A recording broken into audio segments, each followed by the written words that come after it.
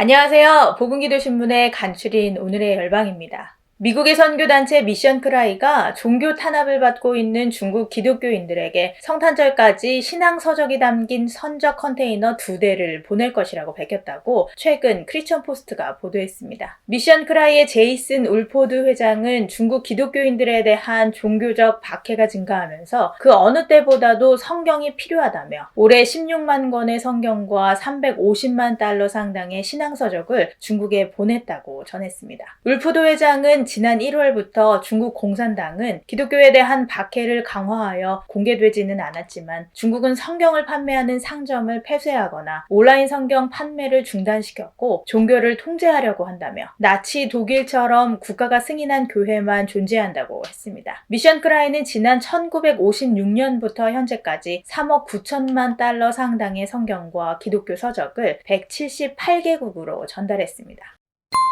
헝가리에서 동성 커플의 양육권을 불허하는 내용의 헌법 개정안을 의결했다고 연합뉴스가 16일 보도했습니다. 헝가리 의회가 15일 의결한 개정된 헌법에는 가족의 정의를 모치는 여성, 부치는 남성이라고 명시해 동성 커플의 양육권을 사실상 불허했습니다. 또 이번 개정법에는 출생 당시의 성 정체성에 대한 아이들의 권리를 보호하고 헌법적 가치와 헝가리의 기독교 문화에 부합하는 양육을 보장한다는 조항이 삽입됐습니다. 앞서 헝가리는 동성 결혼 대신 동성 결합을 허용함으로써 이성 부부와 동등한 권리를 부여했지만 이번 헌법 개정으로 동성 커플의 입양은 불가능해질 전망입니다. 앞서 지난 5월에는 성전환자의 출생 증명서상의 성별 변경을 금지하는 법안을 입법화한 바 있습니다.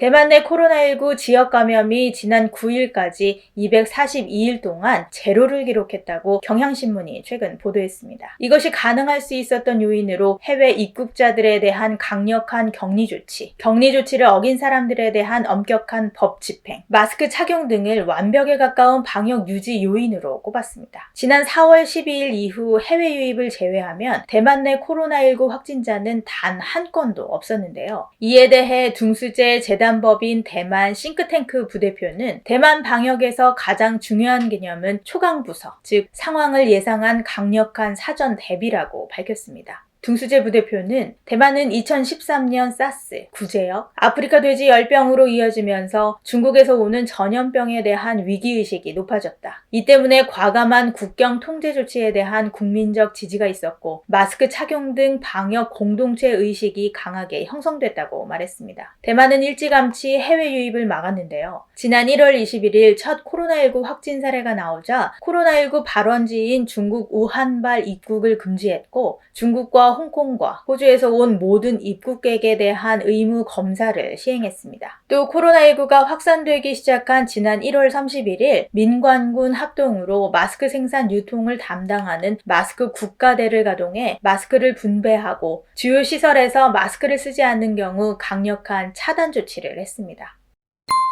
초, 중등 과정 학년기의 학생들에게 국가가 책정한 교육과정 대신 대안학교가 독자적으로 마련한 교육과정으로도 정규 교육과정을 이수한 것으로 인정받을 수 있는 길이 열렸습니다. 최근 더불어민주당의 박찬대 의원의 대표 발의로 마련된 대안교육기관에 관한 법률안이 지난 9일 국회에서 통과돼 이 같은 대안학교 과정을 초, 중등 교육법에 따른 취학 의무 유예기관으로 또 일정 기준의 요건을 갖춘 대안학교는 학력 인정기관으로 지정받을 수 있게 됐습니다. 이와 관련 대안학교 관련 전문가들은 지난 20여 년간 방치되어 온 법률이 21대 국회에서 가결돼 대안학교가 공교육과 동등한 교육 권리를 보장받을 수 있게 됐다는데 의의가 있다고 말했습니다. 이종철 기독교 학교교육연구소 부소장은 내년에 시행령이 마련되면 국내 300여 개 기독 대안학교가 혜택을 입을 수 있으며 정식으로 학교라는 이름을 사용할 수 있게 된다면서 그동안 대안학교 관련법에 따른 학교 설립은 까다로운 조건으로 사실상 대안학교들이 혜택을 입기 어려웠지만 앞으로는 기존 대안학교들이 그리 어렵지 않게 학교 인가를 받을 수 있을 것으로 보인다고 말했습니다.